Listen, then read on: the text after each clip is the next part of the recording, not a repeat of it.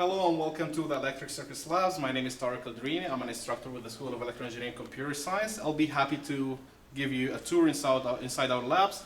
The first lab we have is Haddington Hall 220, and the other one we have is Haddington Hall 222. Both labs are serving the same courses, the same classes. So let's get in and see what do we have. But before we proceed to get in, let's talk about safety first. So basically, the first thing about safety is to make sure that the students and equipment are safe. None of them is going to be having any harm, and that's why we can never access the lab without the access key or the access card.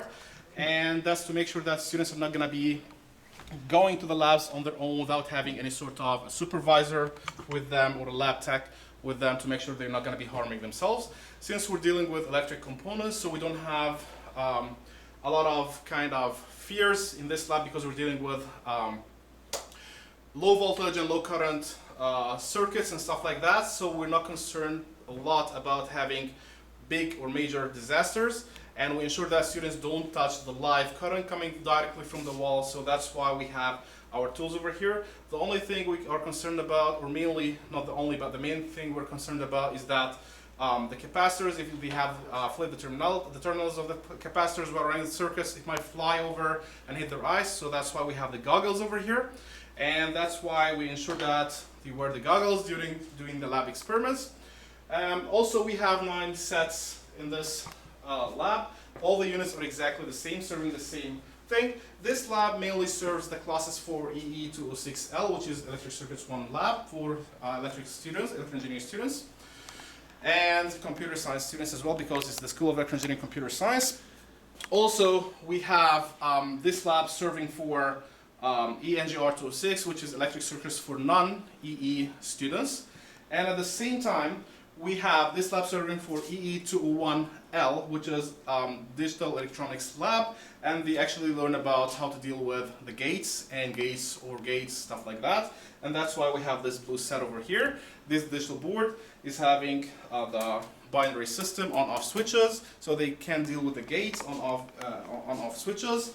And also we have, for circuits 1 in general, either ENGR206 or EE206L, we have the power supply, we have the function generator, we have the oscilloscope, the multimeter, and these kind of sets or units we used to have before the pandemic, but due to the pandemic we thought about how can we make our students more and more safe. So we started thinking, okay, let's make our students have their own units and own sets, and that's why they're using something called the MyDAC along with the computer software, where it works like the function generator and the oscilloscope. They can generate the signal and see it on the screen while connecting the MyDAC to the computer.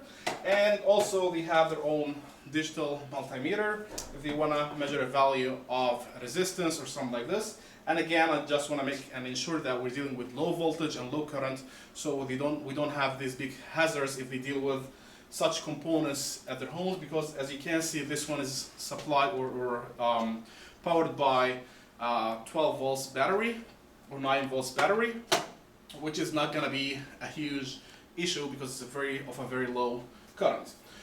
Also, I want to mention that we ensure that students do not bring any sort of food or drinks in the lab, because that's the only thing that can cause a huge problem, is spitting out the juice or a drink over the table, causing a short circuit that can cause the equipment to catch fire. And that's why we want to ensure that this is not going to be happening, so we don't allow any sort of foods or drinks in this lab. So that's for this lab. Let's move on and go to the other lab, 222 Haddington Hall, which is considered to be an extension for this lab.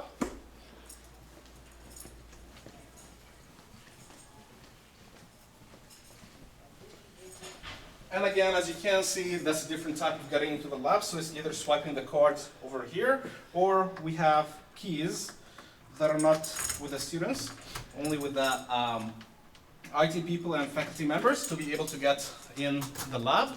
And here we go. It's the same exact components for the lab. It has the same exact equipment over here, oscilloscopes, function generators, and everything, following the same safety procedures. No drinks, no food in the lab. Goggles are allowed inside the lab, and they are kind of a must being worn in the lab while dealing with electric circuits. At one point, they might be in need of using gloves, but not in these labs because they deal with just regular components, not sensitive, case-sensitive components or electronic-sensitive components. But they might be in need of gloves, and the gloves are available whenever they need them. That's it. Thank you so much, and we'll see you in the other labs. Thank you, and I want to thank you as well for keeping our standards for the labs and the effort you're doing to keep these standards always at the top. Thanks again.